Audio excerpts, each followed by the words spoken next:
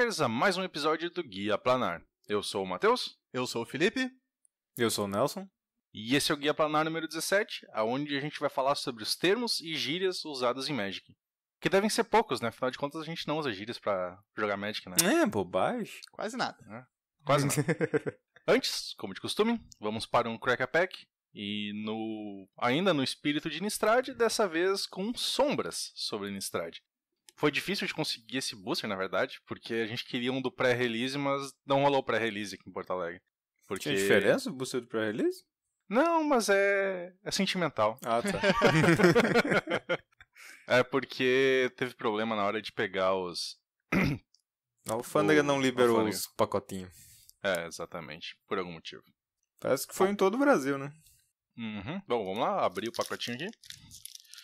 Barulhinho. Só pra fingir, porque o pacotinho já tá aberto, porque ele tava doido pra ver qual era raro. Não, é... Bom, foi.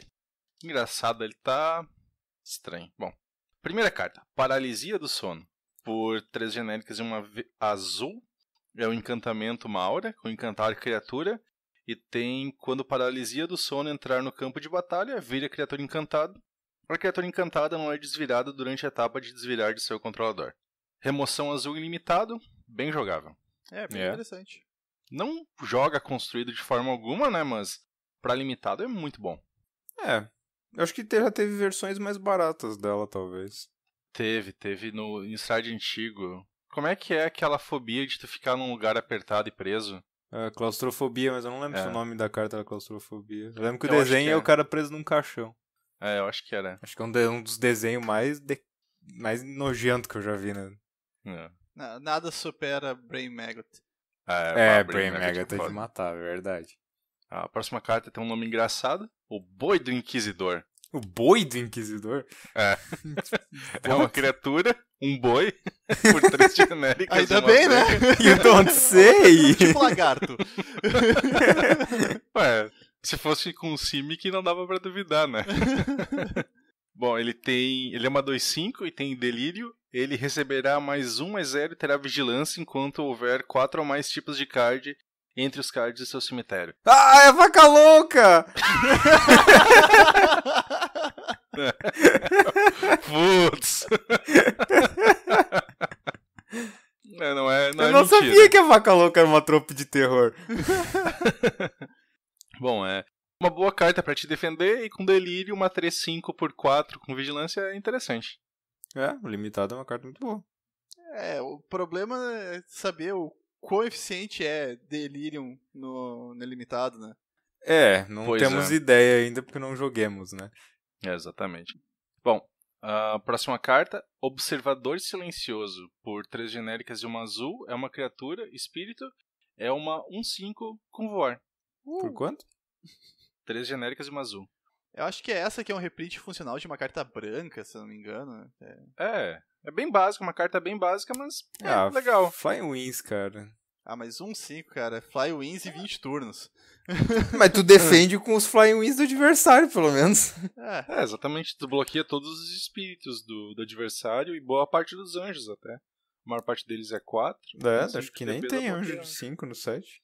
Acho que a Vacin vermelha é. Só a transformada. A transformada é 6, se eu não me engano. É isso que eu quis dizer por Avacyn vermelha. Próxima carta, Fúria Sem Sentido. Por um genérico, uma vermelha. É um encantamento, uma aura. Tem encantar criatura. A criatura encantada recebe +2/+2. E tem loucura por um genérico, uma vermelha. E a arte é muito bacana, que é tipo um espírito, um zumbi batendo contra um vidro assim, quebrando e deixando marcas de sangue. A aura tem loucura, viu? Não a criatura ganha loucura, porque isso não faz sentido.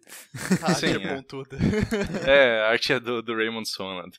A arte pontuda é fácil de identificar. É, exatamente. Bem Próxima carta. Cartinha boa. +2/+2. Mas o problema de encantamento é que, tipo, se o cara remover tua criatura, tu tá ferrado, né? Mas não tem tanta remoção assim no limitado. Innistrad tem. Mas, né? For pensar ali no draftzinho, não vai sair 1 milhão de remoções. Infelizmente a aura é uma coisa muito pra draft, porque não vale o investimento. É muito risco. Eu até gostaria de jogar com mais auras, mas... Daí tu joga de Boggles. É o Boggles. jeito. A pronúncia correta é Boggles. Boggles, cara. Segundo Boggles. a Wizards. Bibbles. É. Bibbles, é. Dríade da Amarga. Por um verde, é uma criatura. Uma Dríade Horror. É uma 1/2 com um vire. E vire uma criatura desvirada que você controla. Adicione um mana de qualquer cor à sua reserva de mana. Vira ela e mais uma e gera um de mana? É, de qualquer cor. É, né? Já sabemos que Aves do Paraíso não vem mais, Elfo de Lenoir não vem mais, é o melhor que vai ter. Acabou a Manandork de 1 de mana. É, o Wizards não Isso gosta aí disso. é o melhor que vai ter. Se contente. Próxima. Habilidade Equestre. Por 3 genéricas e uma verde, é um encantamento, uma aura, outra aura. Tem encantado criatura, a criatura encantada recebe +3/+3, e se ela for um humano, ela terá atropelar. Decente. Nada demais, mas decente. O problema é que 4 de mana por uma aura tem aqueles mesmos problemas, né? Podia ser Horsemanship. Vamos trazer Horsemanship de volta. Tava reclamando que não tinha atropelar no set, tá aí? Aí, Exatamente. Ó, cartona fodástica pra atropelar. Próxima. Mentor Stromkirk. Por 3 genéricas e uma preta, é uma criatura, é um vampiro soldado. É uma 4/2, meio agressiva, 4/2 por 4 em preto, não é tão ruim. E quando ele entra no campo de batalha, coloque o marcador +1/+1 em outro vampiro alvo que você controla. Ou seja, efetivamente 5/3 de status por 4 de mana. No limitado de vampiros, legal. E no preto é bem bom custo-benefício. Uhum. É bem interessante mesmo. Próximo, uma carta que nunca saiu até agora, a Voz Atormentadora, por um genérico e uma vermelha. É um feitiço. Como custo adicional para conjurar essa carta, descarte um card e compre 2 cards. Enabler Não precisava de ter mesas. reprintar isso aí, né, cara? É que na Tipo falta de assim, Liliana, tu óbvio. precisa de alguma coisa que faça descartar, né, cara? Não, óbvio, no sentido de é uma carta fodástica pra num set com Madness, não tem discussão. O ponto é que ainda tá em Dragons.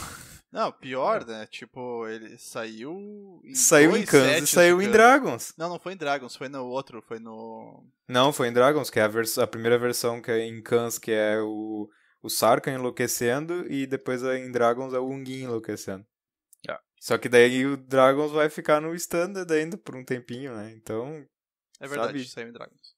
Arrancar pela Raiz é a próxima. Por 2 genéricas e uma verde, é um feitiço. E tem destrua artefato ou encantamento alvo e investigue. Não sei se vale a pena ao invés de naturalizar. Tá bom, ao invés de naturalizar, provavelmente não, mas é uma carta boa pro Standard. O pessoal tá meio que apostando nela pra jogar Pauper, porque no Tron, principalmente no Monogreen Tron, né? Que daí o custo a mais de mana não seria um problema e tu gerar uma clue seria interessante, porque ele usa aquela criaturinha que quando um artefato é destruído, que tu controla, tu ganha 5 de vida e tal. Então, verdade. e seria mais uma cantrip, e daí quando usa muita cantrip. É realmente muito legal, pensando dessa forma. Faz todo talvez sentido. seja legal. Considerando que as clues são artefatos. Uhum. A próxima é o reprint que ninguém queria, o Mateiro. Por uma Inteiro, velho. O por uma mateador. verde. Por uma verde, é uma criatura, um humano druida, e com uma 1/1, e com a seguinte habilidade: por um genérico uma verde, devolva o card de terreno básico alvo de seu cemitério para sua mão. Não. Tem maneiras melhores de retornar seus cards de terrenos. Cara, a tradução desse negócio é muito triste, velho. Eu vi uma outra carta que eles traduziram treinador como trainador. Nossa. Trainador? É um trainer. What? Nossa. What? Sério, isso foi erro ou era pra ser assim mesmo? Não, eu acho que foi erro, né, cara? Porque eu não lembro que carta era, mas tava como trainador ao invés de treinador. Mas, Nossa, agindo, eu acho que uma das poucas vezes em defesa da Wizards, embora o Mateiro não fosse o reprint que todo mundo quisesse, pelo menos agora ele é uma carta legal em Modern, né? Porque antes ele era uma carta legal só nos outros formatos, né? Os Não, Legacy. ele tinha saído na 9ª edição. Saiu na eu nova acho, que edição? eu acho que era Modern, sim. Então esquece que tudo que eu tô dizendo e foda-se Wizard. É isso aí. A próxima, Erudito Incauto, por 2 genéricas e uma azul, é uma criatura, um humano mago, uma 2/1, e tem vira lute. Se tu não sabe o que é lute, espere até a gente falar sobre os termos de gírias. Te fadei, negão. Cara, um lutezinho é legal, cara. Muito interessante. Até em Madness tem uma das melhores coisas pra tu ter, né? Exatamente. Vai ativar delírio, vai ativar Madness. Exato. Tudo que tu quer é loot nesse set. Até acho que podia ter mais. A próxima é o Lago Montanhês, é um terreno. Ele entra no campo de batalha virado e por item vira adicione um azul ou vermelho à sua reserva de mana. Uns terreninho incomum. Eles não fazem terrenos comuns assim por causa do Pauper. Mana fixa muito bom. Já tem, né? E a próxima carta tem que manter a minha promessa. Como assim? Promessa de quê? De rasgar a carta? Rasgou o lobisomem? Exatamente. Era uma guerrilheira manto de prata. Era. Aquela que se entrar no top deck cara. Morre automaticamente. Não, é 2/2 atropelar, cara. Ah, tá. Mantive minha promessa. Que triste. A nossa flip card é um lenhador do interior. É um humano lobisomem. É uma 2/1. No início de cada manutenção, se nenhuma mágica estiver sido conjurada no último turno, transforme ele. E do outro lado ele é uma 4/2 com atropelar. Legal. Agora eu fico lembrando do Matheus rascando, acho que era preço do progresso, né? E quem não conhece essa história, o Matheus uma vez tentou fazer um deck de Burn Legacy, daí tava jogando Price of Progress.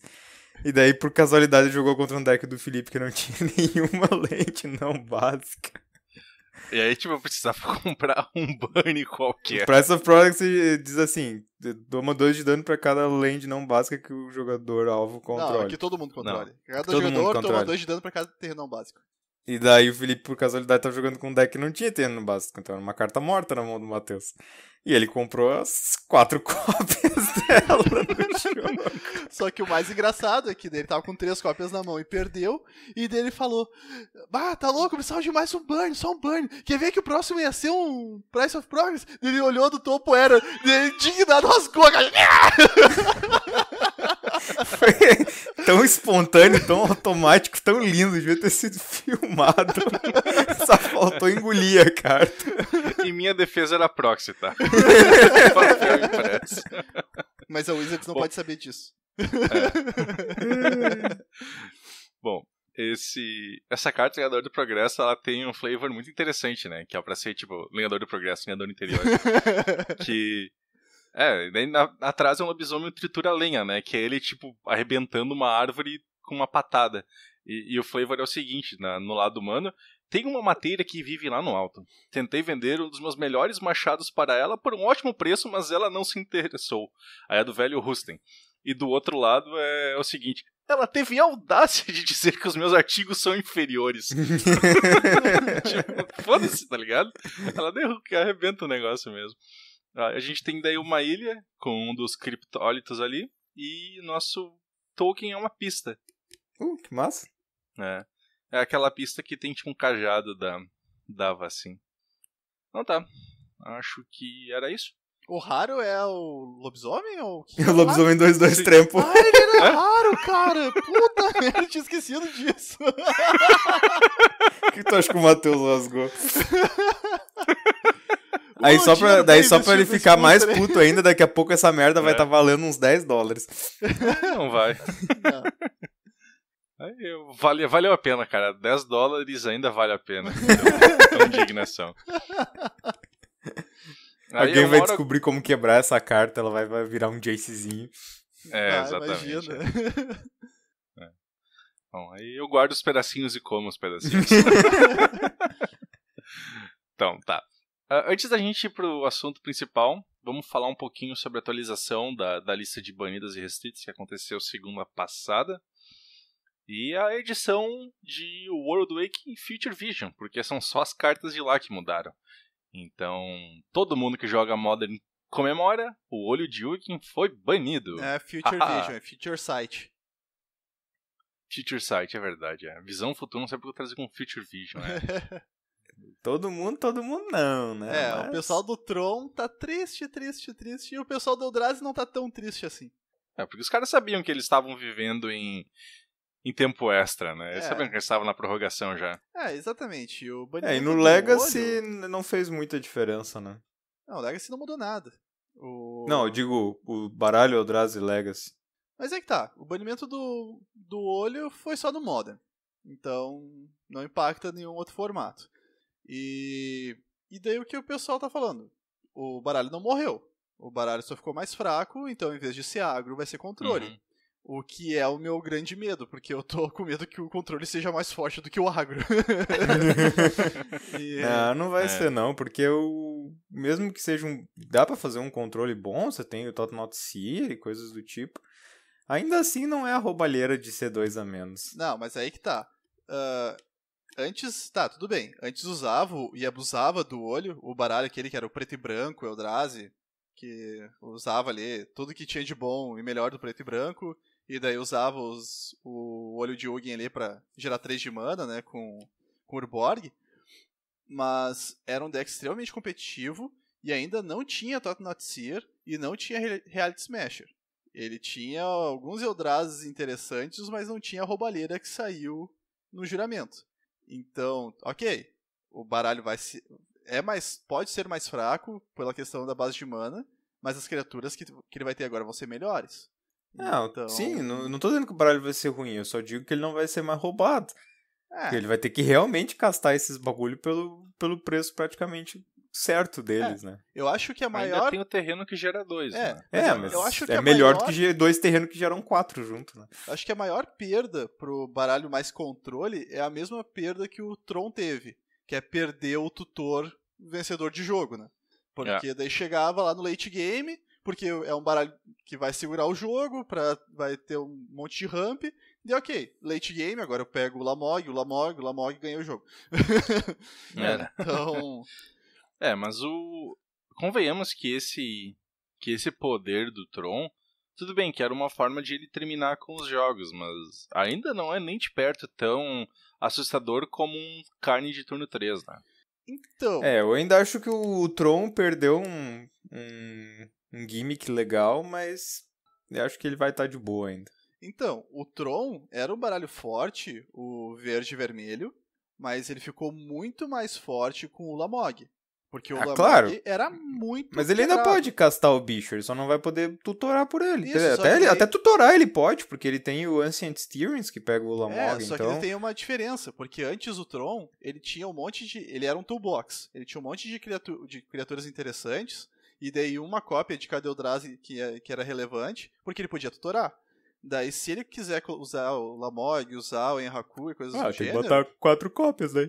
E daí tu perde espaço, porque o baralho é todo focado em montar o Tron, pra daí depois começar a jogar as bombas. E daí ele vai ter menos bombas no baralho agora, porque ele vai ter que ser mais consistente em fazer uma única coisa. Que daí ele vai ter que focar no Ugin, ou ele vai ter que focar em algum Eldrazi, porque antes ele usava o Wurmcoil, usava o Ugin, usava o Lamog, usava o Enhaku, daí já estavam usando o Kozilek. Então, ele perdeu essa versatilidade dele. Agora ele vai ser mais focado em fazer uma coisa e ele vai ficar um baralho mais justo. Não sei, eu acho que é capaz até de simplesmente os caras trocarem, em vez de usar o olho como tutor, usar alguma outra coisa como tutor. Tu tem o Ancient Steerings, de repente eles inventam de botar algum outro tutor aí. É que a vantagem do continuar olho a toolbox é que tu tutorava pelo olho, né? Isso. Que eles usavam o Sylvan's Crying ou o mapa, e com isso eles conseguiam buscar pelo olho, que em turno buscava um Eldrazi, que em turno terminava com o jogo, né? Isso, exatamente. Então, eu acho que é ruim pro Tron, mas eu acho que pro formato, no geral, vai ser saudável, porque o Tron não tava ganhando nenhuma partida de qualquer forma, certo? O Tron, ele perde muito poder quando o meta tá muito linear. Quando tem muito agro rápido. E daí, como o meta tava todo assim, porque se não era Eldrazi, era Affinity, então o Tron tava bem escanteado. Eu espero... Uma carta que tá faltando pro Modern, assim, é uma resposta estilo Force of Will. Eu acho que Force of Will no Modern seria saudável, o problema é que Force of Will no Standard não dá. Então, não tem outra forma de uma carta ir pro Modern e... sem passar pelo Standard. E já disseram que também não planejam que tenha. Infelizmente. Seria, eu acho que pro formato seria legal. Acho que contra a mágica já seria uma eu coisa... acho que Force realmente também é demais. Acho que contra a mágica já ficaria legal. Não, eu acho que... Eu concordo que teria que ter alguma coisa tipo Force of Will ou Daisy. Eu concordo que falta uma coisa assim pra conter um pouco essas estratégias explosivas e tal. Mas... É que, pra essas estratégias explosivas, Mana Leak funciona tão bem quanto o Counterspell. Counterspell só é... Concordo, só que no late game ela é pior. Então, esse é o problema. Tipo, ela é muito boa e também ela não é sinérgica com outras cartas. Tipo, é foda tu ter, sei lá, Spell Pierce, Mana Leak e num baralho que tem Path to Exile. Então, sim, Então, verdade. Tipo, seria interessante tu ter ali anula ponto por 2 de mana. Eu acho que isso tá faltando no formato, assim. Eu acho que... É por isso que a Azul não joga. A Azul não joga. Até a outra tentativa de fazer a Azul jogar é a carta que foi desbanida, né? Que daí a gente teve o banimento, daí a gente teve o desbanimento. Que foi um dos desbanimentos, né? Que foi Visão Ancestral. Que a ideia é o quê? Vamos ver se o pessoal começa a montar baralho de controle azul. Só que o problema é que o azul é muito fraco no formato. E o controle azul não é eficiente. As anulações não são eficientes. Tipo, ok, comando críptico é muito eficiente, é muito bom. Só que ele só vai entrar em jogo no 4º turno. Então, até lá tu já perdeu o jogo. Comando críptico é uma carta excelente, cara. Assim, eu admito que até eu jogar com ela, eu não imaginava quão boa ela era. É a mesma coisa com o Remand. As contras mágicas no Modern, elas são meio estranhas porque até tu jogar com elas ou contra elas, tu não consegue imaginar o porquê de elas serem tão boas. Exatamente. Só que o problema é isso, tipo, o melhor counter de 2 de mana, tu só atrasa o adversário um turno, e o melhor counter do formato é 4 de mana. Daí o pessoal tem usado um pouco o azul, o show azul lá, não lembro agora. Enfim, que é o show full, alguma coisa. O full modern, né? Só que o problema é que tu tem que anular uma carta do mesmo custo da que tu exilou, então não é a mesma coisa. Então, sei lá, eu acho que a tentativa da Wizards é válida, só que eu vi um comentário num fórum que eu achei sensacional, assim, que daí o pessoal comentando sobre os desbanimentos e desbanimentos, falando assim, tipo, que o power creep do Modern tá tão absurdo, né, tá tão desbalanceado, que Ancestral Vision virou uma bosta. A carta que todo mundo olhava assim, essa carta é foda pra caralho, e agora o pessoal olha, Ancestral Vision, ok. Porque... eu acho que o problema do Modern tá que ele tem decks lineares muito fortes. Exatamente. E Legacy também tem, né? Não vamos dizer que Legacy não tem, porque Legacy tem decks lineares que são muito mais fortes do que os decks lineares em Modern. A única diferença é que Legacy tem Force of Will. E outra coisa, e Legacy tem decks combo que são realmente fortes, que te ganham no turno 0 ou então no turno 1, 2. Então, um deck linear que não se preparar contra o combo vai perder. Então, tipo, sim, mas eu jogo... esses decks combo dessa forma também são decks lineares, certo? Porque eles só têm um objetivo. Ok. Só que, sei lá, geralmente o pessoal fala mais em decks lineares aquelas estratégias tipo Burn, Affinity. Ou Zul, que são aquela coisa tipo... A tua estratégia é o quê? É acabar o jogo rápido, fazendo sempre a mesma coisa, né? E daí, ok, que o combo entra nesse aspecto também. Só que o combo é combo, né? E a diferença é essa, porque, tipo, o Modern não tem combo, o Modern não tem mid-range, o Modern não tem controle. Então, tipo, só tem decks lineares. Então, o formato tá muito voltado pra isso. É muito agro, é muito... Tipo, não tem variedade no meta. E, embora o pessoal fala que não, porque o meta do Legacy não é variado, só tem Delver. Se tu olhar o meta do Legacy, tem um deck de controle que é extremamente competitivo, que é um dos melhores decks do formato, que é o Miracles. Tem decks de combo extremamente fortes, como o Ad Nauseam e o Glass Cannon máximo, que é o Belcher. Tem deck agro, tem o Burn, tem os decks de Goblins, Merfolk e o Escambau, tem decks mid-range muito fortes, como Jund, como Shardless, e tem os Delver, que são os deck tempo, e tipo, tudo existe, tudo coexiste no formato. Por quê? Porque tem uma pecinha que junta tudo isso, que é Foe. Porque, tipo, impressionante, né? Como tu tem o Pedra, Papel, Tesoura, porque se não tivesse Foe, Combo ia dominar o formato completamente, ia ser como é o Modern. Vintage.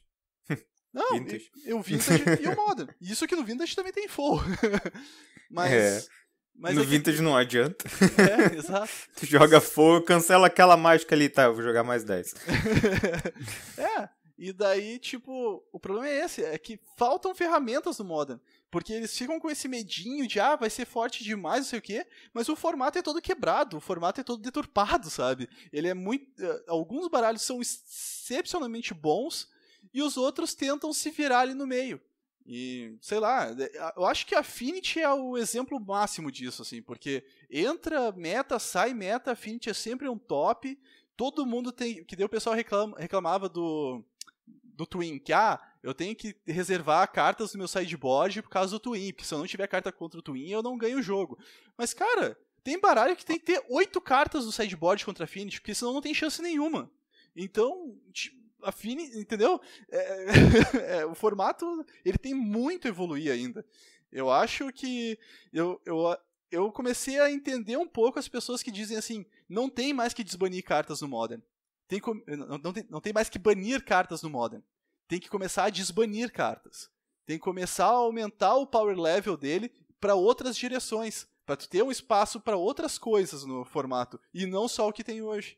A gente já a gente já deu uma passada pelas cartas dos nossos podcasts, então... e não tem muitas que vão fazer isso. Mas é que tá, pega uma carta que... O caso é que realmente precisaria de novas cartas no Modern, mas aí elas precisam passar pelo Standard, e daí por causa disso eles não querem estragar o Standard. Cara, óbvio, o Standard é a máquina de dinheiro. Quer ver como o formato tá torto?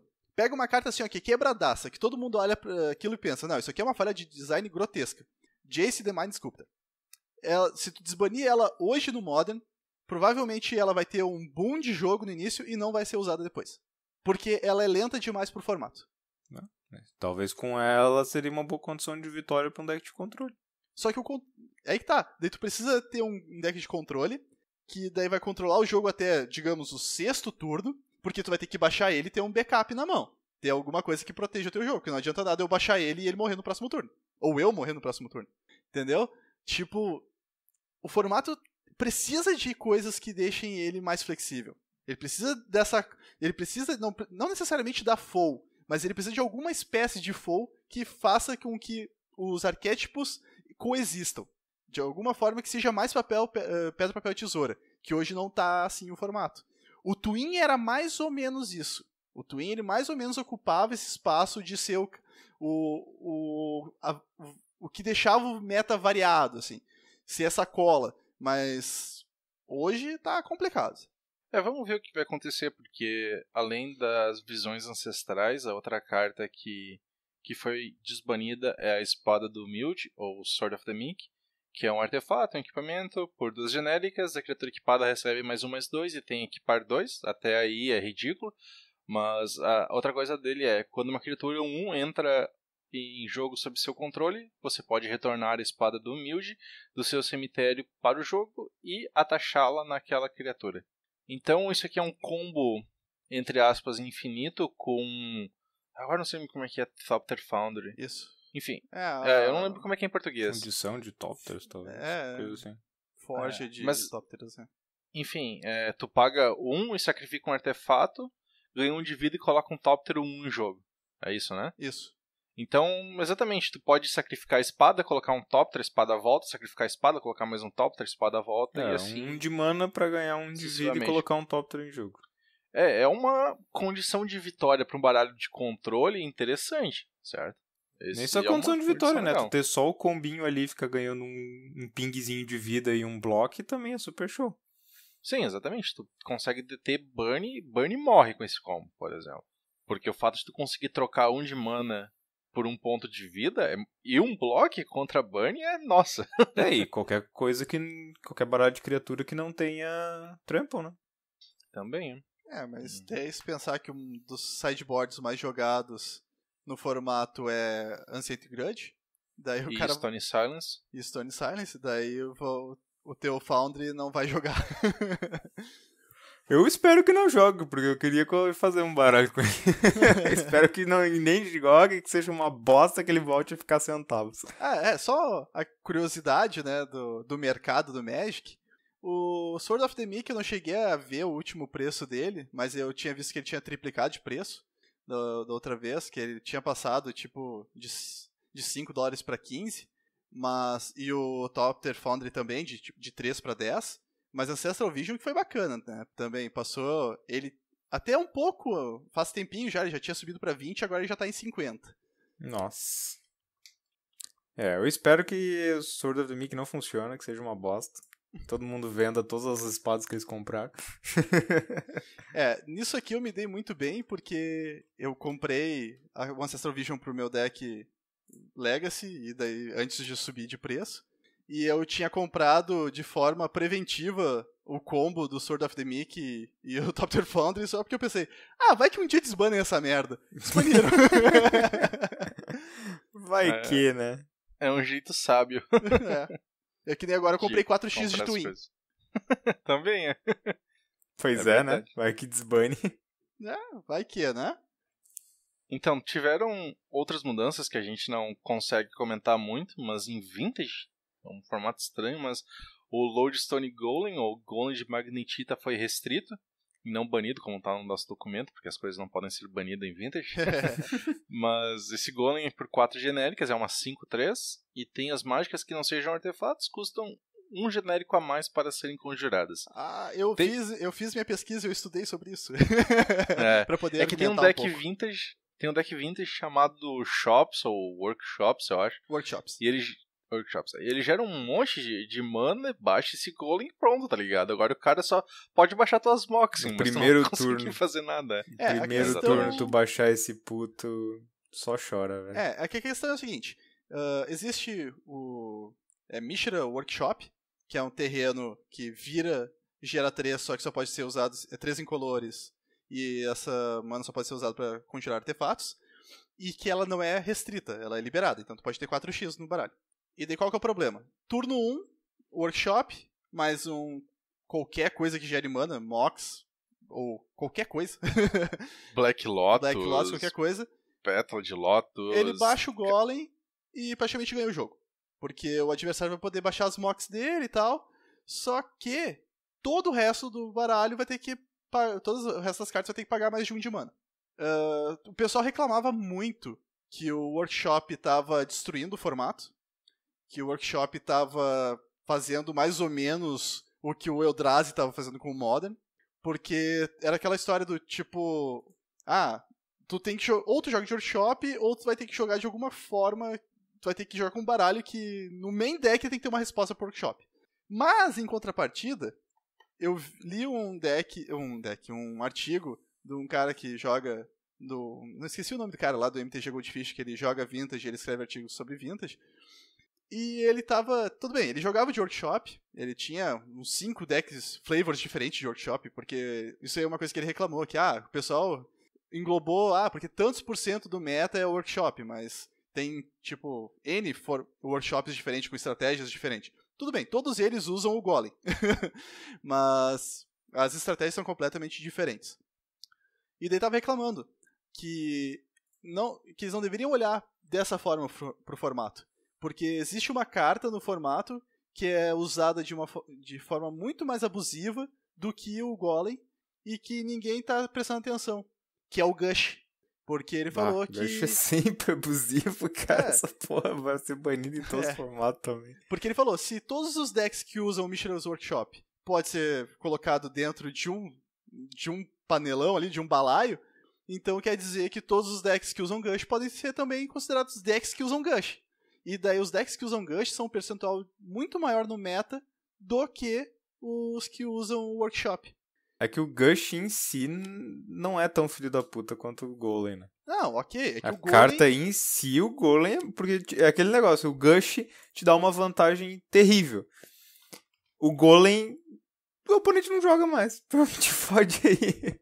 Joga, só que tem que ter a resposta pra ele. O problema que ele reclama do Gush é que existem decks fortes, tipo Delver, coisa assim, que é mais ou menos o que aconteceu no Modern na época do R-Delver bombando. Porque daí tu tinha uma carta que daí o Delver tava perdendo munição e ela recarregava a mão. Então, talvez veremos mais mudanças no Vintage daqui a pouco, talvez veremos o pessoal aderindo a esse choro do cara que perdeu o principal deck, mas que ressaltou esse ponto assim do formato, que o formato não era necessariamente o workshop o único problema, os decks workshop, né? E talvez vejamos agora no Vintage, nos próximos episódios aí também outras alterações, talvez Gush seja restrito também. Se alguém caga pro Vintage, então preste atenção nisso. Outro formato onde houveram mudanças é um formato que a gente não conhece nada menos do que Vintage. Que Vintage a gente ainda ouve falar, mas esse aqui é meio que contra as nossas diretrizes como pessoas, digamos assim. Como seres humanos. Exatamente. Pessoas com alma. Porque nós acreditamos que Commander é um formato interessante para ser jogado de forma casual e entre amigos. E para dar muitas risadas. Exatamente. E acabar com amizades, né? Porque dar risada... Isso é parte do pacote. Bom, as pessoas gostam de jogar Commander competitivo, tudo bem, escolha delas. A gente não gosta em particular, tá? Não estamos dizendo que ninguém aqui tá errado por gostar de jogar Commander competitivo. Mas vocês estão errados. É isso. Só vai contra o que a gente acredita ser certo, mas vocês não estão errados. Tipo, eu sou o Spike daqui e eu acho que Commander é casual e não consigo jogar Commander competitivo, então... Bom, mas no Duel Commander as mudanças que tiveram foi que o Tasigur foi banido como comandante, o Isan também foi banido como comandante. Todo mundo dizia que essa carta era uma bosta, hein? Convenhamos que o Tasigur, por mais que a gente não conheça o formato, só de pensar no Tasigur como comandante já dá pra dar um frio na espinha, né? O Tasigur sim, mas o Isan eu achei divertido, porque tipo, todo mundo dizia que a carta era uma bosta e é tão boa que foi banida. Aí agora eu corri atrás um pouco pra ver, porra, por que baniram o Isan, tá ligado? Cara, aparentemente o deck ganhava o turno 2 ou 3. Fazia um combo infinito. Não sei como, tá? Eu não fui correr atrás do combo, mas aparentemente tu buscava uma criatura que desvirava e sei lá, o que fazia. Enfim.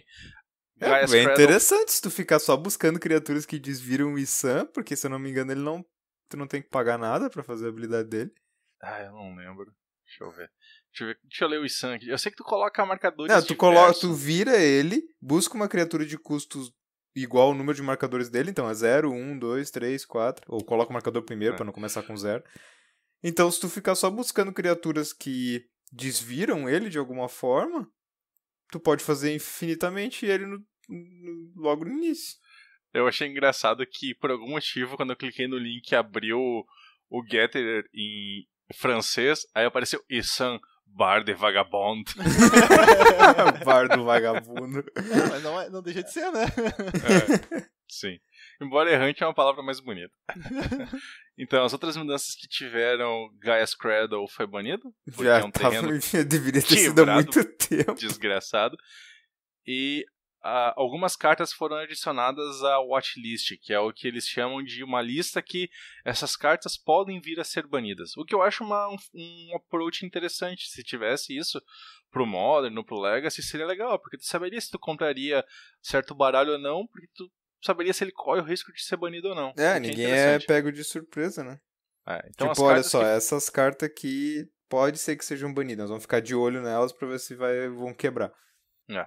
Então, as cartas que foram adicionadas na watchlist são a Maroth, o Animar, a Narset e a Genara. E uma carta foi removida, que é Cataclismo, que é a carta favorita do Nelson dessa lista, com certeza.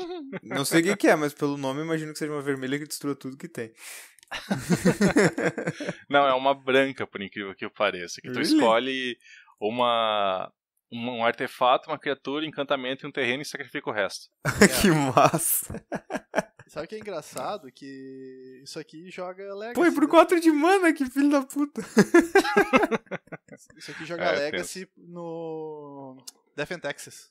Sério que eles jogam isso no Death and Taxes? Sim, se você tá jogando contra o baralho que fluda o board, beleza, minhas criaturas no mano a mano são melhor que as tuas. Então tá, vamos pro assunto principal, que são os termos e apelidos que a gente usa durante o Magic, ou durante uma partida de Magic. Nem todos esses aqui são usados o tempo todo, pra ser sincero. Alguns deles são meio que desconhecidos ou usados raramente.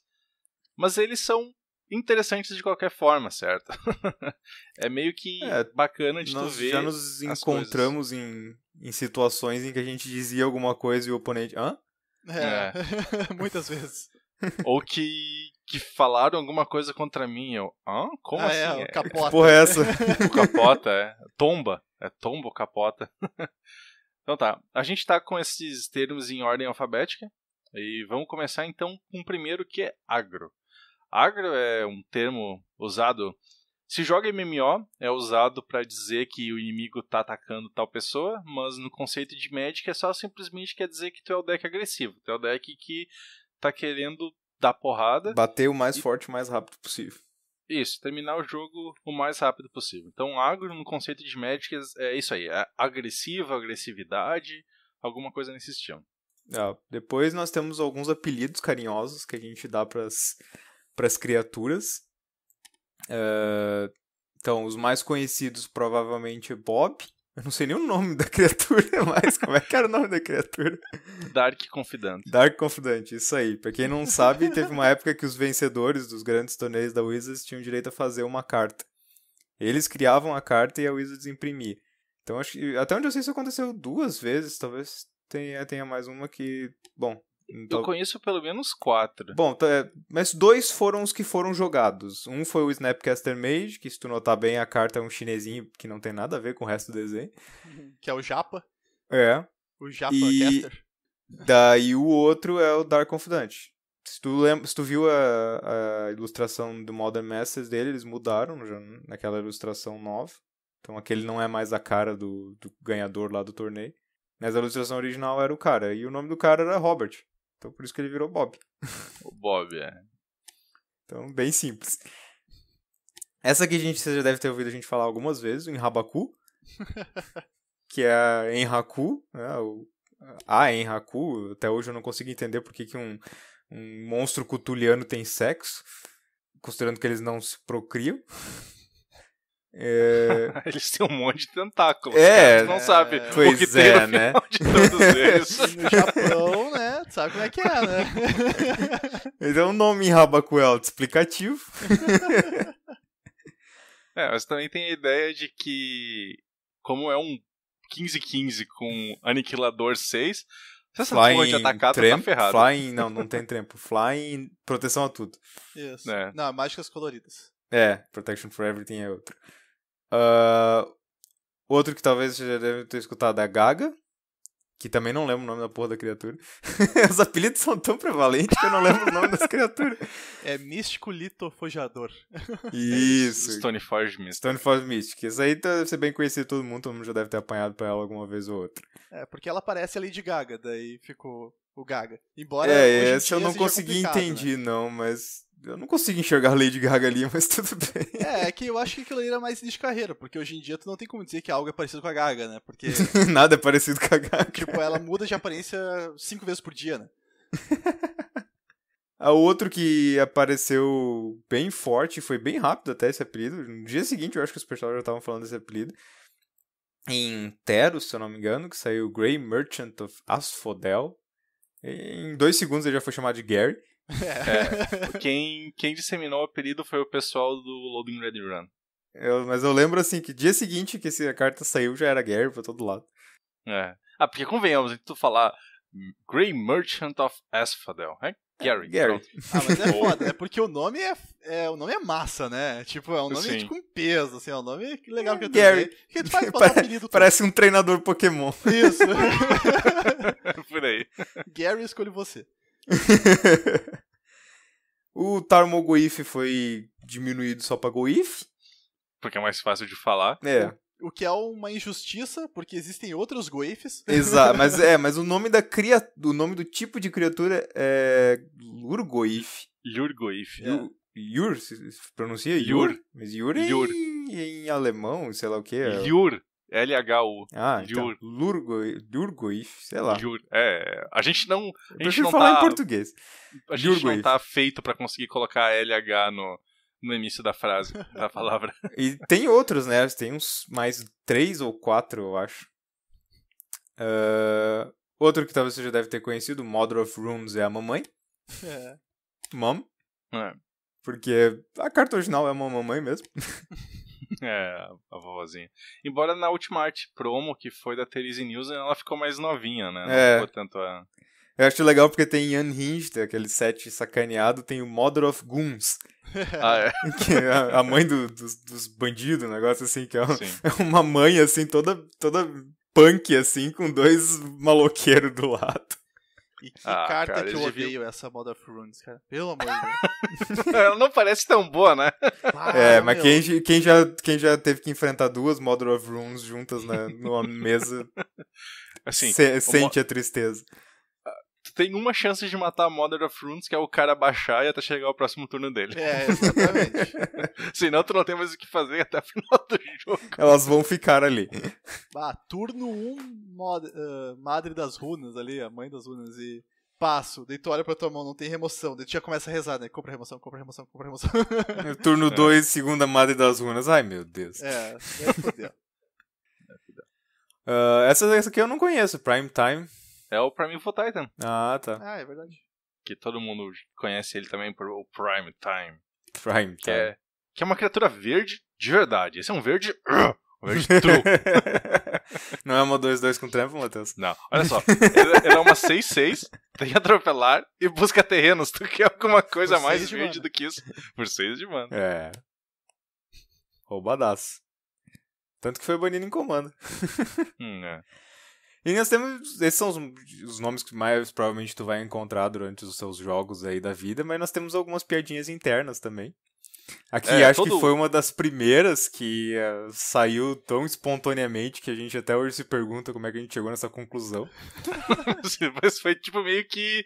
Foi uma epifania em conjunto, né? Exato. Porque eu comecei a jogar um deck de Infect e tinha uma carta muito boa em Infect. Se chamava Vines of Vastwood. Que eu acho um nome lindo, parece um negócio assim meio Tolkien, né? E daí um dia... Como é que é esse nome em português, hein? Como é que eles traduziram essa porra? Vamos olhar aí no site, eu só tinha as cartas em inglês. Trepadeira de Mata Vasta. Pra quem conhece o histórico da Playboy, a primeira coisa que vem na cabeça de todo mundo, né? Claudio Hanna! Mesmo que você não conheça a Claudio Hanna, eu acho que o nome é altamente explicativo. Isso que não é autoexplicativo, procure no Google. Playboy Claudio Hanna que você vai entender o porquê. Aquela mata amazônica lá nunca foi desmatada. Nunca foi desbravada. Daí agora tem lá o Cult of the Waxing Moon. Agora nós temos o culto da lua... Como é que é? Depiladora. Do depilada. Culto da lua depilada. Vai ser o nosso próxima carta da lista. O Griselbrand a gente chama de Titio Gris. E Griselbrand é um nome muito grande para os nossos cérebros pequenos. É o Griso. Ele é o Griso. Não tem outra coisa a mais. Outra carta também que eu aprendi esse apelido ainda quando eu jogava lá em Natal, que quando saiu Geralt Messenger, e ninguém tinha paciência pra falar essa porra desse nome, Geralt. Então era o Geraldo. É uma carta forte pra caralho. Nome de pedreiro do caralho.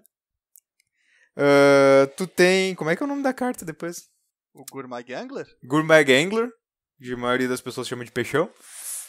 Esse não é tão interno que eu acho que esse é muito brasileiro chamar de peixão ainda. Vocês têm mais algum que vocês lembrem? Eu fiquei pensando, cara, o pior que não. Eu não consegui pensar de nada assim que surgisse da hora que fosse. Apelidos internos assim também não lembro de nada. Então vamos pro próximo. Próximo termo. O próximo termo é bem conhecido, que é Bear ou Urso, que são criaturas de 2 de mana 2/2, que era todo o set básico tinha uma criatura 2 mana 2/2, que era um urso, vanilla. É o mínimo que se espera de uma que tenha um set. Daí o urso são criaturas vanilla, sejam 2 mana 2/2. Então, ela é branca, ela é vermelha, não interessa, é urso. Mas é um golem, é um elemental. Não, é urso. 2 mana 2/2, é um urso. Aí por isso que às vezes tem uma 2 mana 2/2 com trample. É um urso com trample. Tu pode fazer um baralho de urso, Matheus? Quase, bateu na trave, hein? Era uma 3 mana. Se fosse 2 mana, ia ser um urso com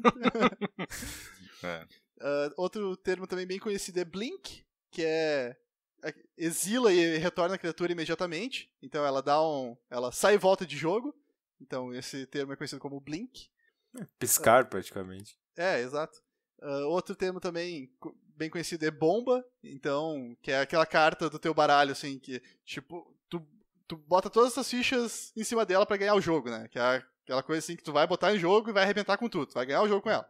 Então, baixa e teu oponente chora. Isso.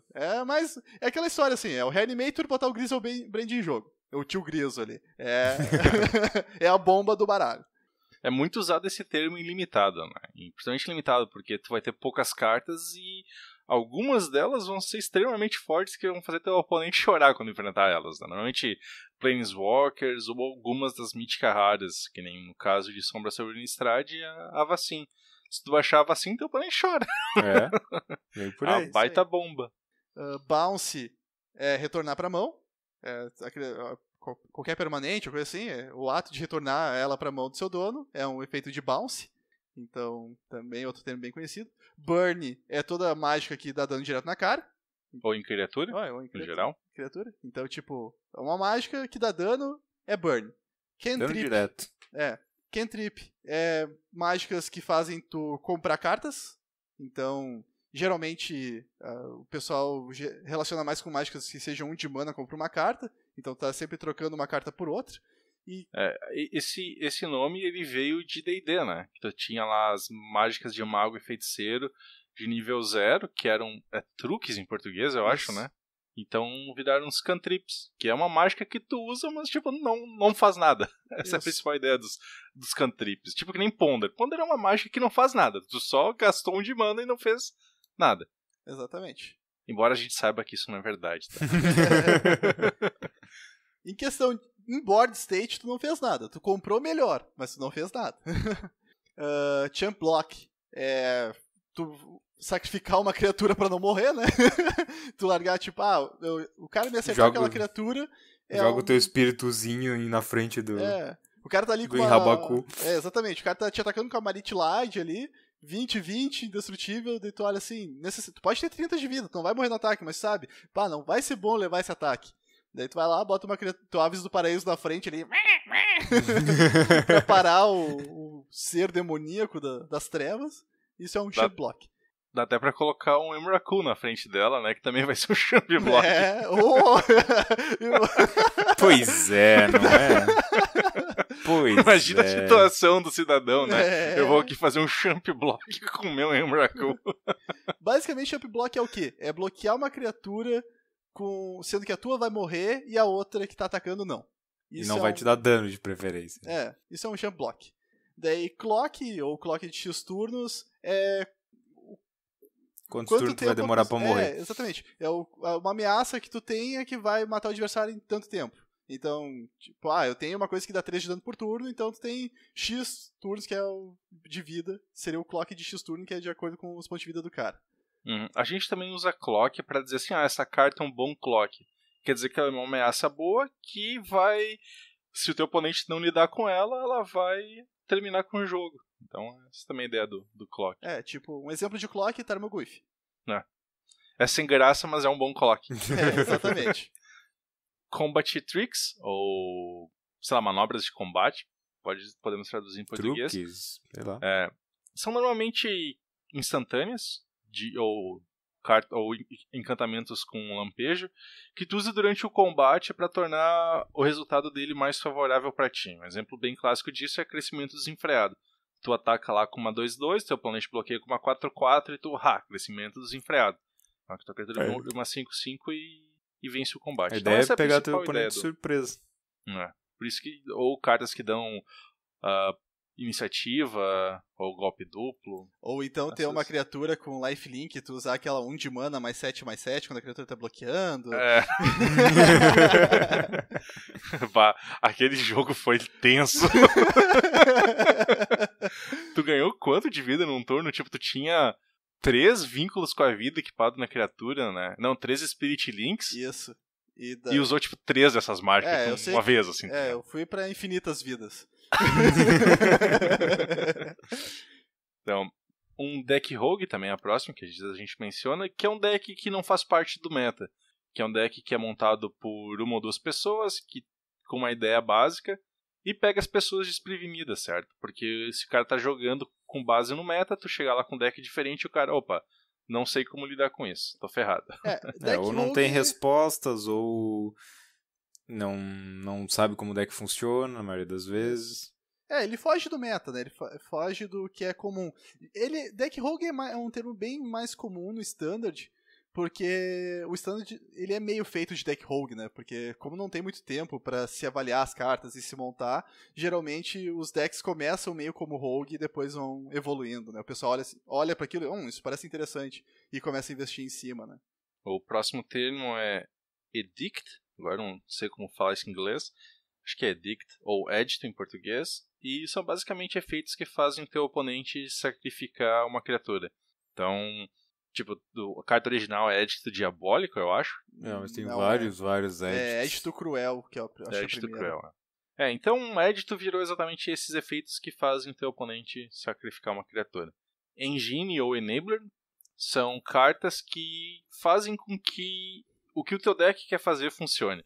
Então, ou são cartas que tu usa para descartar outras cartas, cartas que tu usa para colocar coisas no cemitério, para te poder usar cartas para reanimar eles. Isso é que quando a gente fala em Engine ou Enabler, um deck de Madness, por exemplo, tu quer que tenha um engine que permita você descartar cartas facilmente.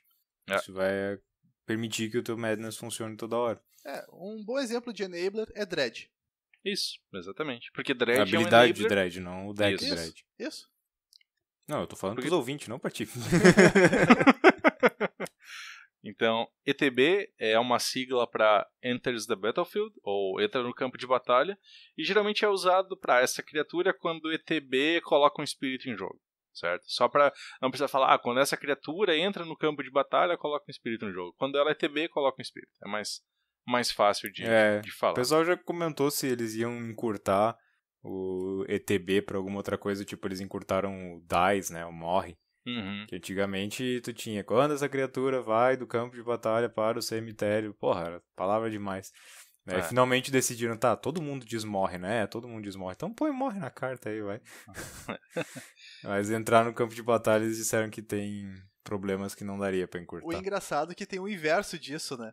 Porque antigamente tinha a diferença de enterrar para destruir. Bury. E daí eles aumentaram o texto em vez de diminuir, né? Daí eles acabaram com enterrar e daí é destruir, destrói e não pode ser regenerado. Esse aí eu já li a explicação. Eles disseram que eles usavam tão pouco o enterrar, né, depois da New World Order, que depois da 8ª edição, que não tinha mais sentido ter uma keyword só pra isso. Então, o próximo que nós temos, chegando no F, Fetch.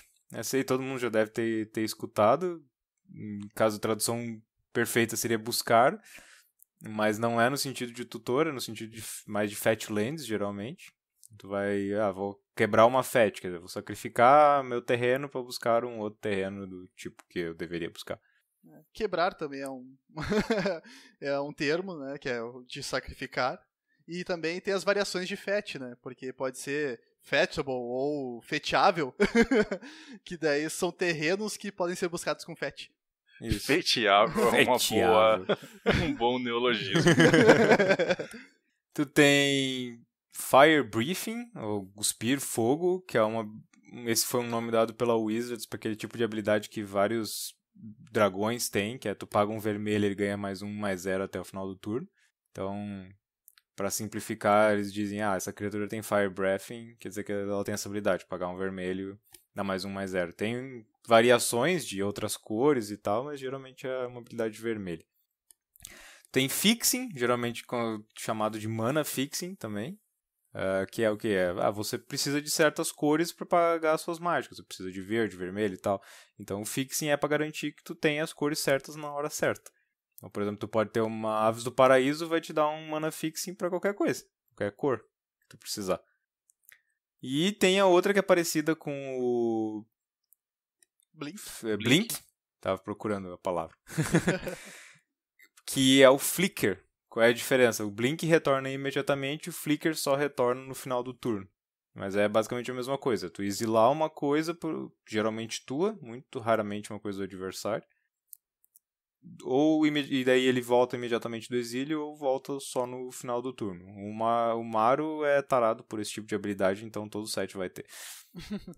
E surgiu essa carta, por exemplo, ela tem origem com o Flicker Wisp, que é aquela criatura meio bizarra que tem exatamente essa habilidade. Quando ela é ETB, tu exila uma permanente e retorna ela no final do turno. E no F a gente ainda tem floatar mana. Todo mundo já deve ter isso, mana float. Porque antigamente você tinha que fazer exatamente isso. Você tinha que virar suas lands e colocar o seu mana na pool. Na pool de mana, que eles chamavam. Sei lá, traduziram isso como piscina de mana. Não, é reserva. Reserva de mana.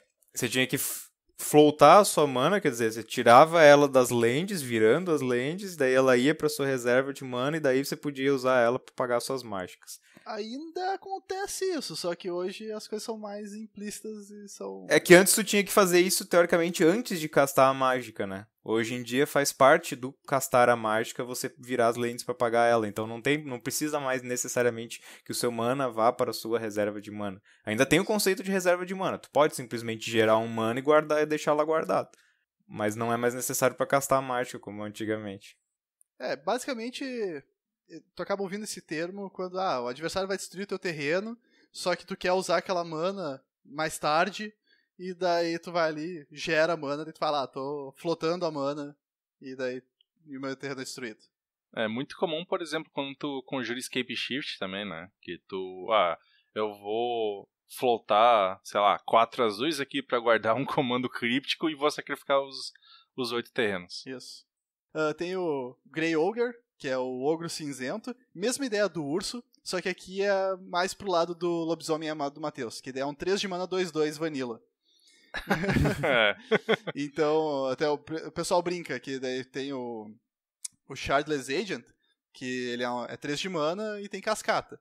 E daí se o cascata não atinge nada útil, sei lá, atingiu um decay e o cara não tem nada na mesa, ou um descarte e o cara não tem mão, daí o pessoal brinca, é um ogro cinzento, né? Porque tu pagou 3 de mana por um 2/2 vanilla.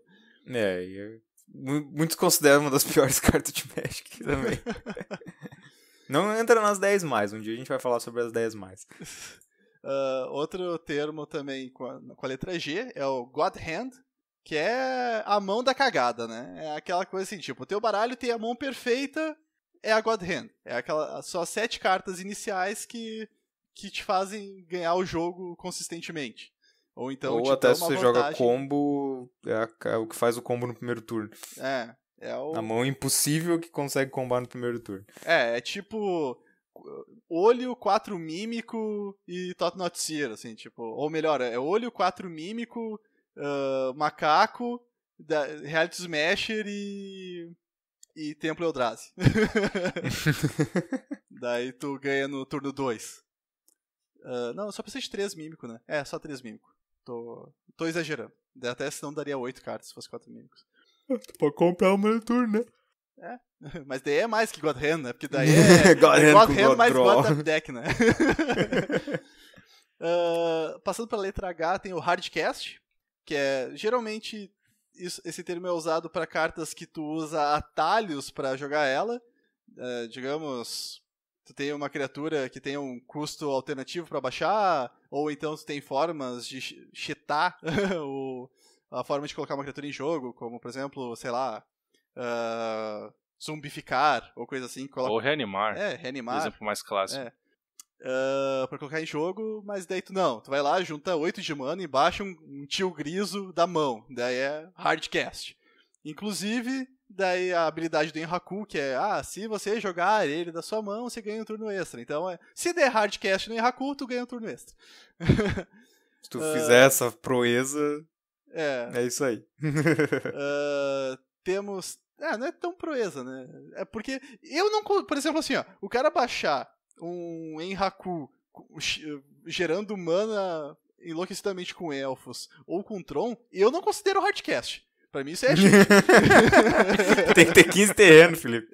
Isso aí. Tem que ter, ou pelo menos, 14 terrenos e um mana dork, entendeu? Não pode ter coisa gerando 2 ali.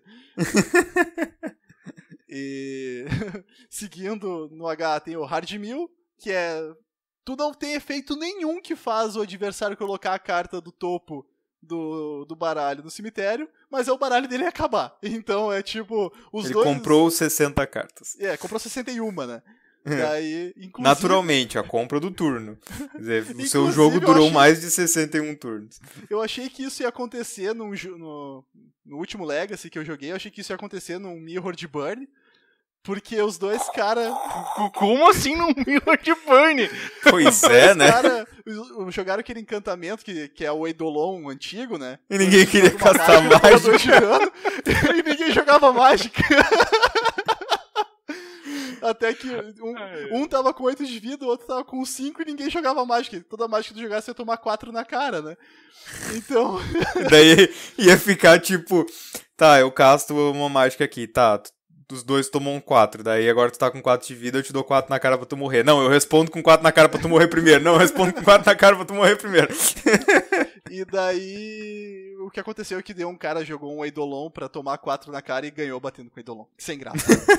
Eu tava dando muita risada que eu tava esperando que um cara ganhasse no Hard Mill, no Mirror de Burn. Se eu estivesse jogando, eu teria feito isso. Foi muito engraçado, porque todo mundo parou pra olhar e dar risada, né? Hate X. Hate alguma coisa. Daí tu tem um hate pra alguma carta, ou um hate... Daí tem o Hate Bear aqui, o que o Matheus colocou como exemplo, que é o baralho de criaturinhas 2/2 que estragam o jogo do adversário, porque é um hate, né?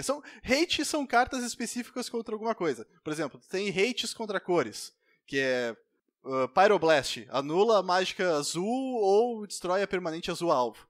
Daí isso é um hate, que é uma coisa específica. E daí tu pode juntar hate mais urso. Então 2 mana 2/2 com hate, daí é um Hate Bear. Daí, como exemplo, eu esqueci o nome do leonino, que daí todo mundo chama de leonino. É mais um termo. Porque o nome dele é Leonin Arbiter, se não me engano. Isso. E daí tem o leonino, que pra tu usar fetch, tu tem que pagar 2 de mana. Então... Daí ninguém usa fetch. Daí... Que o pessoal brinca que o Hate Bear é um baralho tão justo, mas tão justo, mas tão justo que te obriga a jogar de forma justa. E isso é a maior mentira, porque é o baralho mais injusto da história do Magic. Odeio esse baralho. Escape Shift, né? Tem também o Hill Giant, que é a mesma ideia do Ogro, que é o gigante da colina, que é a mesma ideia do Ogro Cinzento, mesma ideia do Urso, que é uma criatura 3/3 por 4 de mana. Porque a primeira carta feita dessa forma foi o Gigante da Colina, e daí ficou assim. O padrão. Que, aliás, se eu não me engano, é um dos flavor tests mais divertidos de Magic também. Que diz, o lugar mais seguro de se estar perto do Gigante da Colina também, infelizmente, é o embaixo dos seus pés. Então... Indo pro M, a gente já vai pular algumas delas. Eu sei que eu queria falar uma outra coisa antes, Felipe. Não, eu ia falar o M, então pode ir. Então, começando com Mana Dork, que é basicamente uma criatura de 1 de mana que gera mana. Tão simples. É Elfos de Llanowar, Deathrite Shaman, embora o Deathrite Shaman tá mais pra Planeswalker de 1 de mana do que pro Mana Dork. Então é basicamente uma criatura 1 por 1, ou criatura por 1 de mana que gera mana. Mana Flood, ou Flodar, é basicamente quando tu compra muito mais terrenos do que tu gostaria. Então tu não consegue conjurar as mágicas porque tu tem muitos terrenos. O inverso disso é Mana Screw, ou seja, tu tá Mana Screwed, tu tá fudido de mana, que tu não tem terrenos o suficiente pra conjurar as mágicas que tu gostaria de jogar. Minha vida inteira fui Mana Screwed, e agora o Magic inverteu a polaridade dele comigo. Agora eu sou sempre Mana Flood. O importante é foder, cara, não interessa como. Mana na proporção certa, nunca, tá ligado? Mainland é basicamente terrenos que tu pode animar pra virar criaturas. Tem vários desses, desde... Putz, agora esqueci o nome de todos eles, impressionante. Mishra's Factory. Mishra's Factory, tem... Mutavault, acho que deve ser um dos mais Mutavault, conhecidos. Celestial Colonnade é bastante jogado também. Isso aí. Ou Blink Moth, Ink Moth, Nexus. Os Moth também são bastante jogados. Mas é basicamente isso aí. É criatura que terreno que bate. Não é aqueles terrenos que viram criatura de Zendikar. Não é as coisas com... Eu esqueci o nome da habilidade agora. São terrenos que tem uma habilidade que eles viram criaturas. Por si só. Como é que é o nome da habilidade? Odeio isso quando eu não lembro do negócio. Hoje tá foda, no cérebro não tá indo. Não tá funcionando. A próxima habilidade, acho que foi o primeiro termo, o primeiro apelido criado em Magic, que é Mill, baseado em Millstone, ou acho que ficou Mó em português. Mó. E em português é conhecido também como tombar ou capotar, eu já vi as duas versões sendo usadas. E a primeira vez que me disseram, cara, tomba duas é o quê? Ou capota duas, como assim? Basicamente tu colocar cartas do teu baralho direto no teu cemitério. Se alguém falar Mila 10, quer dizer que tu vai pegar as 10 cartas do topo do teu baralho e colocar no teu cemitério. Já pediram muitas vezes pra eles transformar isso numa keyword de verdade, mas eles dizem que não, porque não pode referenciar uma carta. Tem que ser uma coisa mais genérica. Mas Mill não é carta, a carta é Millstone. Mas mesmo assim, ela referencia a carta, né? A habilidade de Zendikar é Awaken ou Despertar. Isso, que é o que transforma terrenos em criaturas, mas diferente de uma mainland. Então, Mirror é normalmente, como o Felipe falou, um Mirror de Burn. É normalmente quando são dois baralhos iguais se enfrentando. A ideia é que você tá jogando contra um espelho mesmo. Não necessariamente iguais, né? Podem ser conceitos iguais também. Que o pessoal brinca, por exemplo... A lista não precisa ser 100% igual. O pessoal comenta assim que, por exemplo, GBX, que também podia ser aqui uma coisa que a gente poderia ter colocado, são decks preto, verde e alguma outra cor. Quando eles se enfrentam é um mirror. Não importa se é Jund contra Sultai, por exemplo. Porque se os dois são mid-range, os dois daí seriam um mirror. Mid-range também é outro que não falamos. Mas mid-range ainda tá no... a gente só pulou duas, né? Então, já que falar, é que mid-range é mais um arquétipo de deck, né? Mas a ideia do mid-range é tu baixar criaturas, ou melhor dizendo, tu baixar ameaças e parar as ameaças do teu oponente. Esse é um baralho de mid-range básico. Tu usa diversas formas de fazer isso, tu usa desde contra mágicas até descarte e remoção. E tu geralmente usa criaturas de 3, 4 e 5 de mana que são bem fortes e extremamente eficientes. Ou tu também pode usar o Goyf, né? Porque o Goyf é exceção à regra. A ideia é que tu tem os baralhos de agro, que tentam vencer no início do turno, os mid-ranges que vão tentar controlar o jogo no meio os 3 primeiros turnos é o agro, depois tu tem 4 ao 6 mid-range, daí de 6 pra mais já seria controle, uma média assim pra tu entender. Então, se o teu jogo quer vencer nos 3 primeiros turnos, pode dizer que o teu baralho é agro. Se o teu jogo é vencer nos 4 ao 6, ou pelo menos deixar uma condição que o oponente não consiga vencer a partir dali, aí tu pode dizer que tu é mid-range. Agora se tu quer... Não, eu quero jogar 60 turnos, eu quero ver o filho da puta comprar todo o deck dele. É controle ou filho da puta. E correndo por fora tem o tempo, né? Que daí é tu colocar uma ameaça forte no início do jogo e proteger ela de todas as formas pra ganhar o jogo com ela e tentar evitar que o adversário desenvolva o jogo dele. Que seria uma espécie de mistura de controle com agro. Net Deck, que é o próximo termo, não é o contrário de um deck rogue. É um deck que tu baixou da internet, de certa forma. Tu viu a lista na internet e tu vai jogar. Isso também é usado como verbo, tu vai netdeckear, ou seja, tu vai pegar um deck da internet. Então é basicamente isso, é tu copiar uma lista pronta. As pessoas acham que isso é ruim, outras pessoas acham que é uma ideia válida, porque tu tá simplesmente usando o que dezenas, centenas, milhares de pessoas acharam que é o melhor baralho. Então, se tu é um spy que tu gosta de vencer, tu vai fazer netdeck. Não tem nada tem de muitas errado pessoas com isso, que a grande graça tu é um sujo fedorento. Tem muitas pessoas que a grande graça é jogar o jogo, né? Então o cara não tá muito preocupado, não, eu não quero sentar e pensar em horas a fio num baralho, eu quero só jogar e vencer. Então o cara vai lá e pega o baralho porque construir o baralho pra ele não é uma coisa que agrada. Então, Olha, eu vou dizer que eu briguei por muito tempo pra não fazer netdeck. Os guris sabem disso, que eu tentava fazer meus próprios brews. Só que daí tem o problema é o seguinte, talvez daqui a uns 10 anos eu chegasse num deck meu que fosse competitivo o suficiente. Mas a diferença do netdeck é essa. É que existe toda uma comunidade jogando com ele, então são N pessoas testando, N pessoas aprimorando. Então, muitas pessoas acabam optando por jogar com netdeck porque se ele joga e é bem posicionado no meta, é porque existem muitas pessoas sempre fazendo ele evoluir e isso acontece de uma forma muito mais dinâmica e rápida do que tu sozinho tentando achar quais são os defeitos do teu deck e tentar melhorar ele com o passar do tempo. E acaba também que no fim das contas, geralmente o teu deck vai ficar muito parecido com os decks do formato, então tu vai acabar chegando à mesma conclusão que todo mundo já chegou.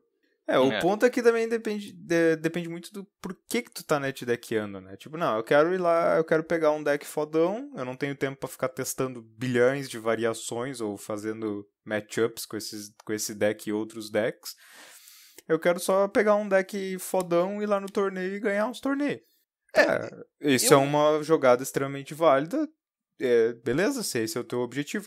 O que muitas pessoas falam que é ruim no netdeck é tipo, por exemplo, eu sou extremamente casual, extremamente Johnny, quero fazer uns decks bem bosta, mas com umas condições de vitória bem alternativa, e daí quero jogar com esse meu deckzinho, e daí o cara vem e pega, vem aqui jogar com o meu deck super ultra roubadão com o netdeckei. Não fica justo, sabe? São formas de pensar muito opostas que nunca vão ter um jogo bom juntas. E eu acho que tem duas divisões entre netdeck. Uma delas é tu olhar para um deck e gostar dele, e gostar do que ele se propõe a fazer e tal, e tu olhar assim, esse deck se encaixa com o meu perfil de jogo.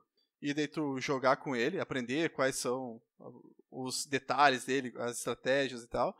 E tem o outro que é tipo, qual que é o melhor deck do formato? Eu vou jogar com esse. Daí tem esses dois tipos de jogador, esses dois tipos de netdeckers. É suspeito falar, porque eu sou o cara que procurou o netdeck que mais se encaixa com o seu perfil. E eu sou meio contra o cara que simplesmente olha assim, que é o que a maior parte dos profissionais fazem, né? O último Pro Tour foi descarado isso, assim, os caras olharam assim pra lista, qual que é o melhor deck agora que Twin foi banido? Affinity é o melhor, então vamos jogar de Affinity. Infect é o melhor, vamos jogar de Infect. Então, esse tipo de netdeck eu sou contra. Eu acho que a pessoa tem que aprender, pra netdeckear, o jogador deveria primeiro fazer um deck rogue pra aprender como é o meta, pra ver quais são os baralhos que existem, entender como o jogo funciona, pra daí então ir no netdeck. Até porque existem muitos caras que vão lá, pegam o melhor deck, não fazem ideia do porquê que aquele deck é o melhor, e daí simplesmente perdem partidas ridículas porque não sabem como o deck funciona, não sabem o que sideboardear. Como uma vez eu joguei contra um cara que tava jogando de Twin, e eu tinha uma ponte traiçoeira em jogo, 100 cartas na mão, o cara tinha um Exarca, baixou o Twin e me estendeu a mão. Eu olhei pra ele, tu tá concedendo? E daí ele ficou me olhando com uma cara de ponto de interrogação. Daí eu falei pra ele, cara, não é simplesmente tu encantou o teu Exarca com o Twin e tu ganhou o jogo. Tu não tem como me atacar. Não diz you win the game na carta. Daí ele ficou olhando pras cartas dele, olhou pro Snare Bridge, olhou pras cartas dele, entendeu? Esse é o tipo de coisa que é o típico cara que olha assim, qual é o melhor deck do formato e eu vou jogar com ele. Então... E nem, tipo, o cara não sabia nem como é que o Twin ganhava, praticamente. Ele botou lá o Twin e disse, tá, todo mundo desiste quando eu jogo o Twin. Isso, sim, todo mundo desiste porque não tem como se defender, eu tenho! Não, e o pior disso foi o que aconteceu depois. Porque daí ele viu aquilo, em vez de ele passar, ele começou a combar.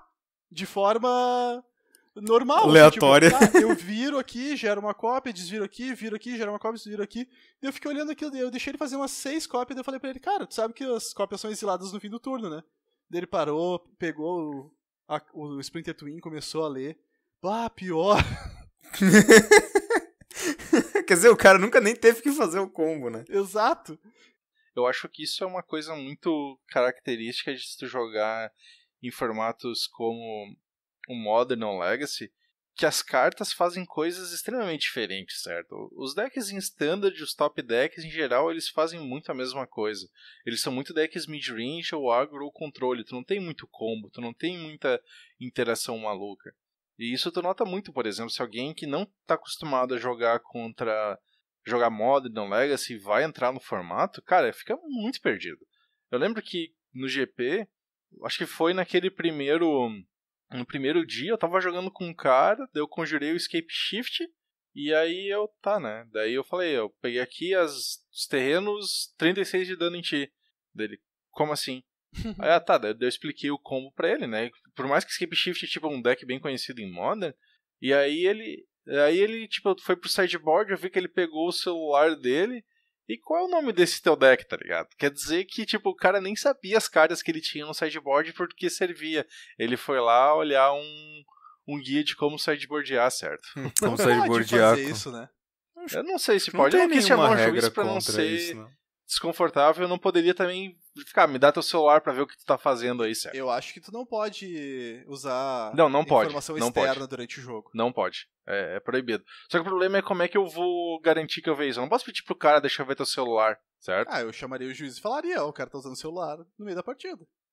Até porque, né, GP é competição. Mas era naquele primeiro evento, no evento do dia não anterior. Não era o GP ainda mesmo. Né? Não era o GP. Era o Super Modern, acho que era. Sim. Então, foi tranquilo, mas isso é um problema das pessoas que netdeckiam sem conhecer o meta, certo? Isso. Porque muitas vezes as pessoas, tipo, vou começar a jogar Modern, eu vou pegar, tipo, Storm, que é um deck não interativo, e foda-se o que o meu oponente tá fazendo, eu vou fazer a minha coisa. Isso. Então, assim, acho que inclusive, chega, acho que fala bastante. Só mais um último ponto, assim, porque principalmente a parte mais complexa do netdeck é o sideboard, porque o sideboard é inteiramente determinado pelo meta. Então, se o teu meta local é completamente diferente do meta do cara que botou o deckzinho dele na internet, o sideboard não serve de nada. Então, tu tem que entender como o deck funciona e como o meta funciona, pra daí tu escolher tuas cartas do sideboard.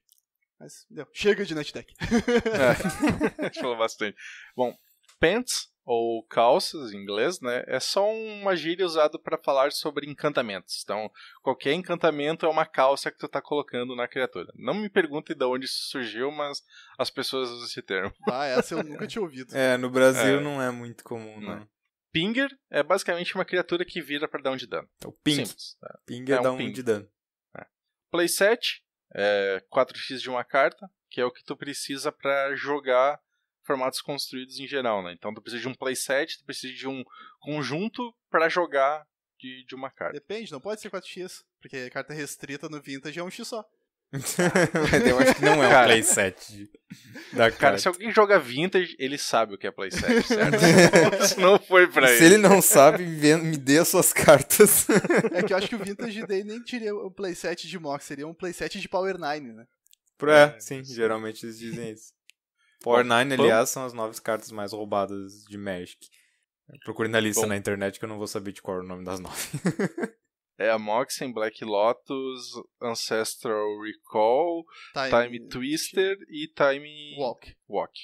Isso aí. Moxen são as 5 Mox. Isso. Pump é basicamente efeitos estilo crescimento desenfreado. É um efeito instantâneo que tu usa pra dar uma bufada na tua criatura, pra deixar a tua criatura mais parruda. Bufar também é outro termo que acho que é até mais comum aqui no Brasil do que pump. Vem dá um buffzinho. Diretamente dos RPGs online, né? Isso. Tem ramp, ou rampar, que é você dar um jeito de conseguir mais mana do que deveria, seja através de criaturas, seja buscando terrenos de alguma forma. Ritual são as cartas que geram mana, vem do Ritual Sombrio, a carta mais clássica. Um mana preto gera 3 manas pretas. Hoje em dia essa é uma habilidade do vermelho e acho que tá morrendo, porque o Storm fode com todas as cartas que saem desse jeito. Saiu uma preta, né, que é um pseudo-ritual, que é aquela carta de Origins com maestria e magia, que tu dá um tutor e se tu tem maestria, tu adiciona 3 de mana preta.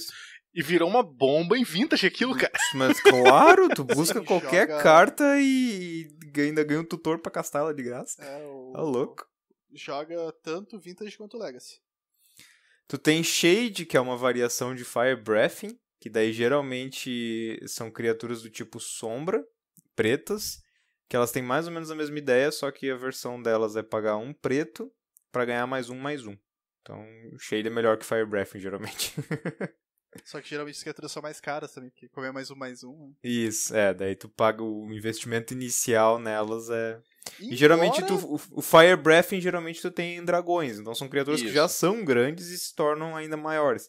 O Shade é o contrário, geralmente são criaturas pequenas que tu tem que jogar um monte de mana nelas pra elas ficarem decentes. Isso. Embora tenha o Nantuko Shade que, né, pelo amor de Deus, 2 pretas, 2, 1 Shade.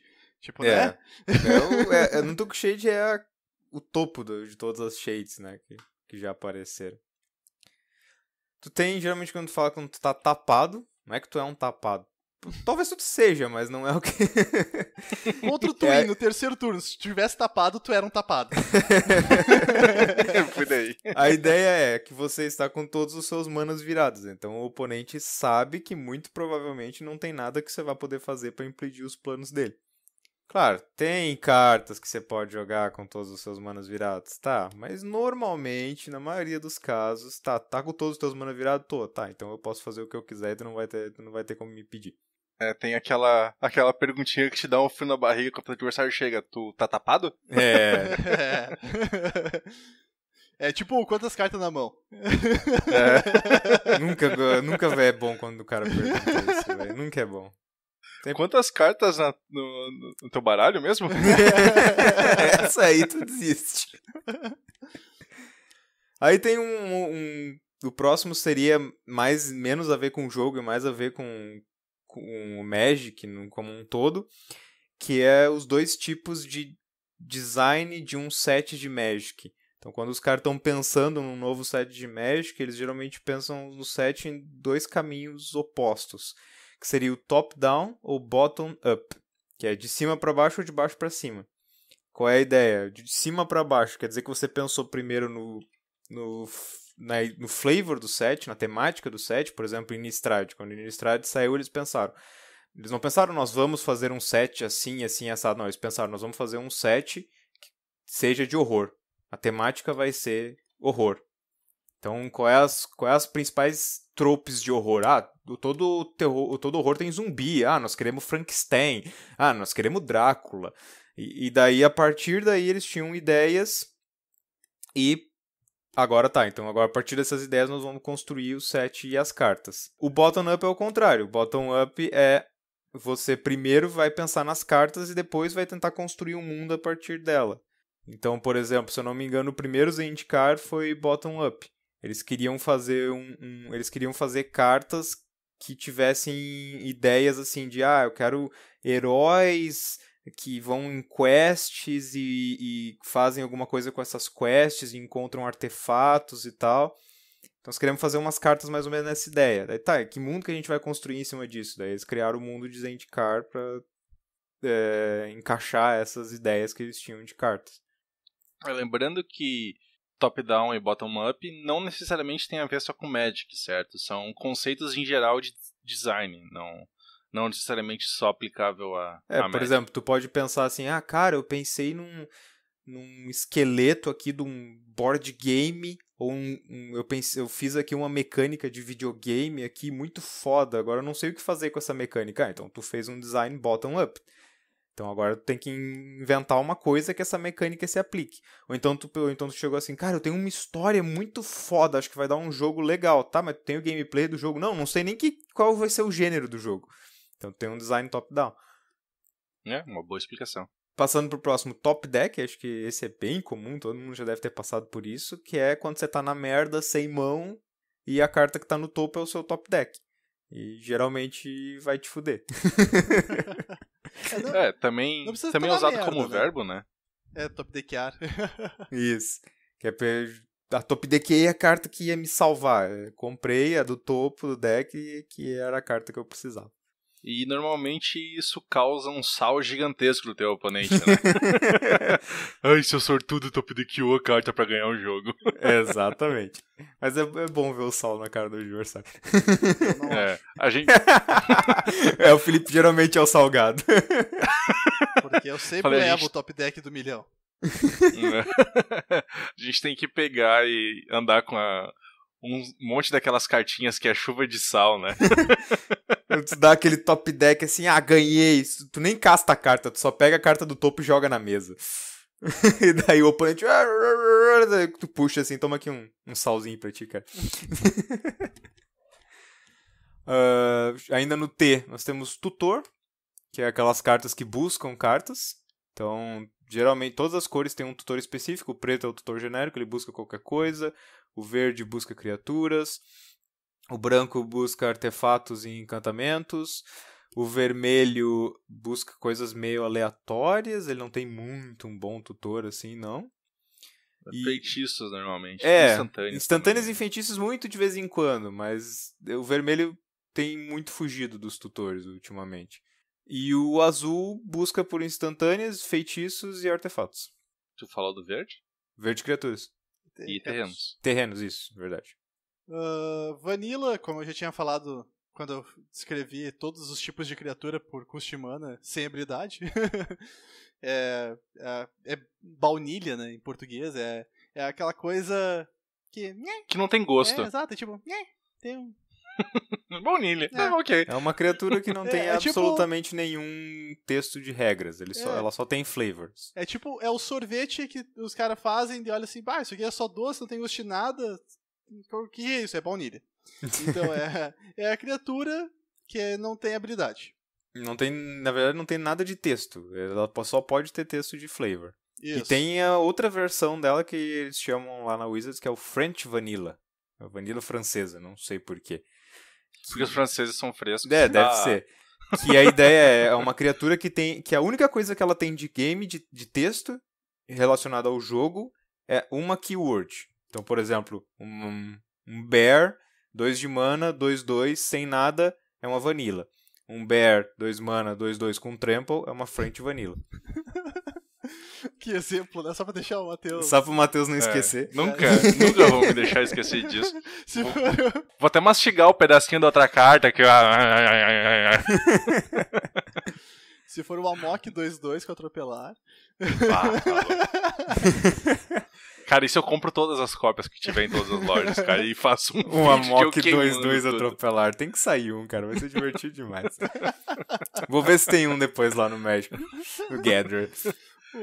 Se eu não me engano, a ideia agora vocês podem me corrigir, mas se a criatura for lendária, ela não é vanilla, né? Não é. Na verdade é uma... Só tem uma criatura lendária vanilla, que é o Hound of não sei das quantas. Sim, o Isamaru. Cachorro, o Isamaru, isso. E eu acho que eles consideram vanilla ainda assim. Não, porque acho que eu já ouvi o Mario discutindo que parece que vai ter uma... não, minto, desculpe. Eles falaram que talvez tivesse uma mítica vanilla. Porque o Isamaru ele não é afetado pelo... Esqueci o nome do encantamento verde, que é só... Muraganda Petroglyphs. Isso aí. Que só afeta criaturas vanilla. É porque, de uma forma ou de outra, o lendário tem regra, né? Isso. O tipo de criatura geralmente não tem efeitos de regra, são efeitos de referência, né? Aquela carta é referenciada por outras. Mas lendário especificamente tem regra, bagagem de regra em cima. O próximo termo é win con, ou win condition, que seria o que faz o teu deck vencer. É a forma, digamos, castar. Castar, a gente falou de castar. Castar não é uma coisa, um apelido nem nada do tipo, né? É uma coisa específica do Magic. É um neo, o que mesmo? Esqueci o termo. Neologismo. Isso, é um neologismo do português. Ou a portuguesação, na verdade. Que daí é conjurar a mágica. Então é castar, que é o cast spell. Então, por exemplo, castar Tendrils of Agony, que daí, depois de jogar 20 mágicas no teu turno, daí aquilo é a tua win condition. Ou então, baixar o Enhaku no baralho de Sneak and Show, e assim vai. Aí temos um efeito que tem vários nomes, que é Wrath, ou Cólera em português, ou Mass Removal, ou Sweeper, que daí é destruir todas as criaturas que estão em jogo. Daí, Wrath ou Cólera, porque a primeira carta que fazia isso era a Cólera de Deus, ou Wrath of God, e daí basicamente fazia isso, destrói todas as criaturas, e daí existem vários efeitos assim, daí pode ser dando -1/-1 para todas as criaturas, dando -X/-X, daí dando dano em todas as criaturas, mas é limpar o board.